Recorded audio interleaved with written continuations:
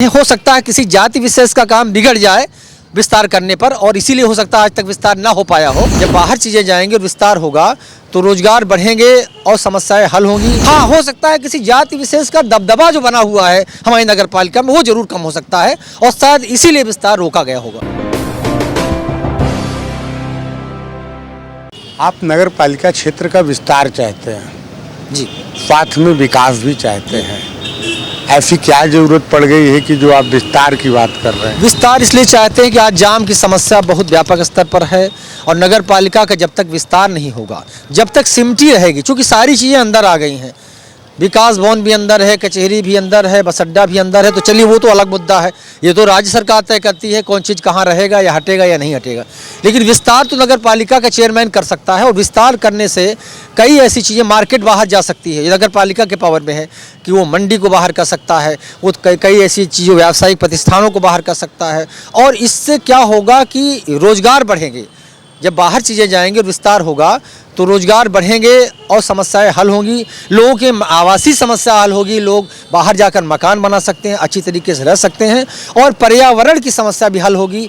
जो आज प्रदूषण फैला हुआ है वो नगर पालिका सिमटी हुई, इसलिए प्रदूषण फैला हुआ है, धुआं है, प्रदूषण है, तरह तरह की समस्याएं हैं। ग्रीन बेल्ट हम डेवलप नहीं कर पा रहे हैं, हम पार्क नहीं बना पा रहे हैं नए नए, क्योंकि हमारे पास ज़मीनें नहीं हैं। अगर हम विस्तार करेंगे तभी हम बच्चों के लिए पार्क बना सकते हैं, बुजुर्गों के लिए योगा सेंटर बना सकते हैं, जिम बना सकते हैं बच्चों अपने युवाओं के लिए, और तरह तरह के खेल के मैदान बना सकते हैं, हम गौशालाएं खोल सकते हैं, हमारी प्राथमिकता में है, हम बहुत से काम कर सकते हैं। इसलिए हमें बाहर जाना होगा और विस्तार करना होगा।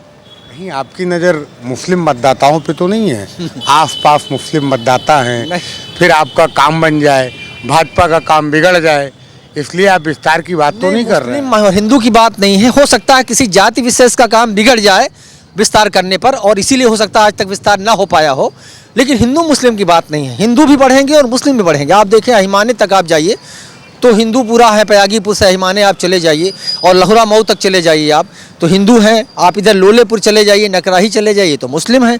तो ये समान विस्तार हो, मतलब चारों तरफ अगर आप नज़र डलाएं तो हिंदू भी रह रहे हैं और मुस्लिम भाई भी रह रहे हैं। हाँ, हो सकता है किसी जाति विशेष का दबदबा जो बना हुआ है हमारी नगर पालिका में वो जरूर कम हो सकता है, और शायद इसीलिए विस्तार रोका गया होगा। किस जाति विशेष का दबदबा बना हुआ है? निश्चित तौर पर वो आप समझ रहे हैं, हम किसी जाति और धर्म का नाम नहीं लेना चाहते हैं, लेकिन नगर पालिका का विस्तार रोका गया।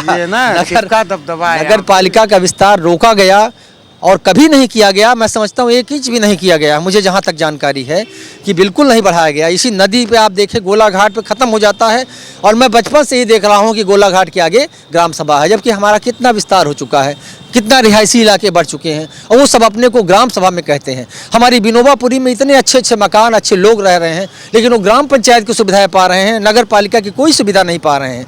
तो उन सुविधाओं से वंचित लोगों को हम सुविधा देने का काम करेंगे। अरे, आप मुद्दे से भटक रहे हैं या मुझे भटका रहे हैं?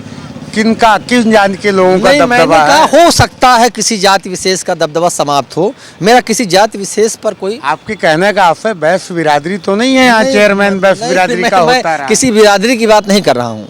मैंने आपकी बात का उत्तर दिया कि मैं जाति और धर्म की राजनीति नहीं करता, और विस्तार करने से मुझे फ़र्क भी नहीं पड़ेगा।